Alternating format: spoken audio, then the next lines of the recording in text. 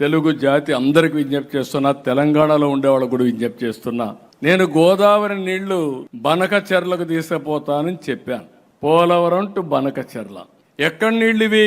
సముద్రంలోకి పోయే నీళ్లు. సముద్రంలోకి పోయే నీళ్లు నేను తీసుకుపోతానంటే దాన్ని కొంతమంది ఒక పార్టీ రాజకీయం చేస్తే వాళ్ళు చేశారు కాబట్టి మేము చేయకపోతే వెనకబడిపోతామని ఇంకొకరు మాట్లాడే పరిస్థితికి వచ్చారు. ఇది మంచిది కాదు. నేను ఎప్పుడో ఒకటే చెప్తున్నాను, తెలుగుదేశం పార్టీ మొదటి నుంచి కూడా తెలుగు జాతి కోసం పెట్టిన పార్టీ.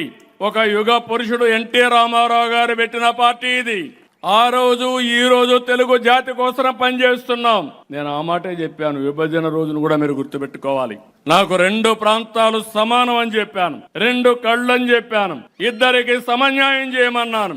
అయితే అక్కడ నమ్మారు, ఇక్కడ నమ్మారు. అక్కడ మేము బీజేపీ పోటీ చేసి 20 సీట్లు గెలిపించారు, ఇక్కడ అధికారాన్ని ఇచ్చారు. అది నా జీవితంలో ఎప్పుడూ మర్చిపోలేనని చెప్పి మీ అందరికీ మరొక్కసారి విజ్ఞప్తి చేస్తున్నా.